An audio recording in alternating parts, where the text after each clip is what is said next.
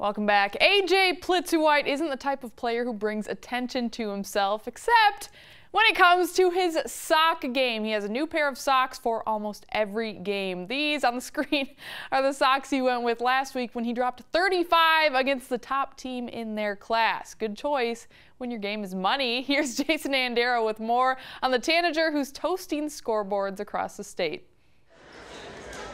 Midway through his high school career, Plitzuweit had a change of scenery, leaving the state of Kentucky and heading up to South Dakota, when his mom, Dawn Plitzuweit, was announced as the women's head basketball coach at USD.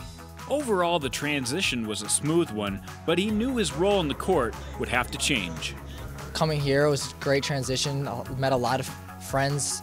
It was like everything just slowed down a little bit when I came to South Dakota. Like basketball and just a lot of tall kids, a lot of athletic kids. Coming here, it was like I definitely needed to become more of a scorer kind of player instead of a role player type of player.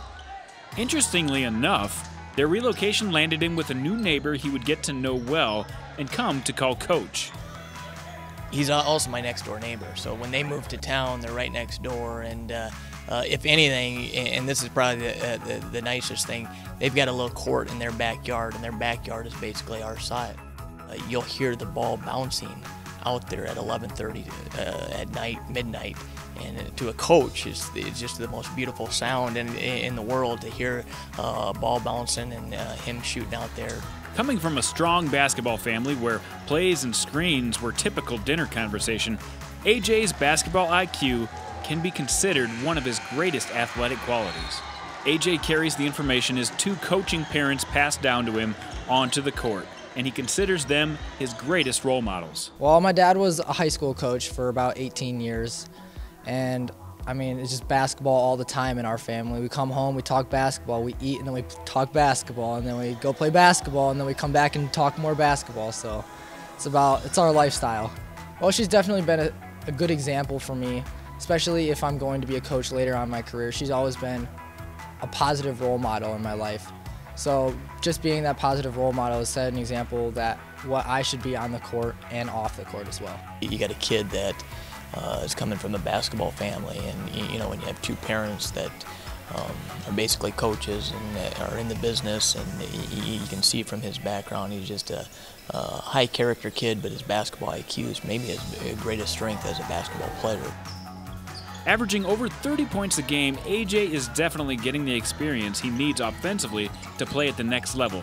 He has anywhere from 1 to 3 defenders on him at all times, and defense is no different. AJ coming into the year was our only guy with varsity experience, so he's kind of had to lead by example, and you know, I think he's learned as the season's gone on too. You know, we've asked him to take tough shots at times, and you don't want to say so much forcing a shot, but sometimes him taking a tough shot might be our best look out there. But he's done a great job. He's very good, and you can see he always wants to make the basketball play.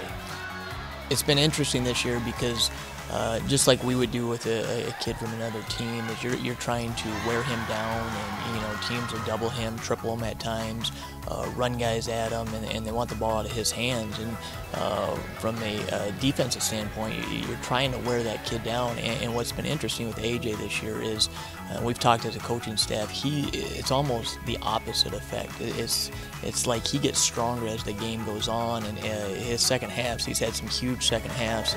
It's all about helping my team win, whatever it takes for my team to win. So, I mean, if it's going to take a 30-point win, then that's what I'm going to have to do. But I'm okay with scoring 10 points and getting the win instead of a 50-point win and a loss. After getting to know the coaches and the area well, AJ says making his decision to stay in Sioux Falls for college was an easy one. This summer, I made my decision to go to Augustana University, and I just felt like that was the right fit for me. I love the coaching staff, and I love Sioux Falls. Well, I just like the idea of their offense. It's so smooth, and the way they run the ball screen offense, and just the energy and grit that they play with at all times on the court. Just seems like a fun-knit group. He is a great person. That's the first thing that just kind of comes out when you watch him play. He's an eternal optimist, positive, always the first to high-five his teammates, and just his entire demeanor on the floor kind of just wants to win, and I like that combination, to be, you know, very honest. I just think he's got great character and great makeup, and, you know, his parents have an awful lot to do with that. He comes from an awfully good family. All right, thank you so much, Jandy. Here's a quick look at AJ's numbers through 12 games. He's averaging 32.3 points per game with 8.7 boards, 4 assists, and 2.8 steals per game as well. He's only had 3 games with less than 30 this year, so what a year for the senior sharpshooter. And for the record, a lot of people have been wondering, did AJ get recruited or want to play at USD? Obviously, being a Verm kid and his mom coaching the Coyote women, it's a valid question. So Jason Andera did ask him that, and he said he just felt the most connected to the Augie program, and it was the right fit for him. Bright future ahead as a Viking for AJ. Next on Midco Sports tonight, it's more from the Plitzuweits. Jay Elsing caught up with AJ's mom, aka the head coach of USD Women's Hoops, Dawn Plitzuweit. It's coming up after the break.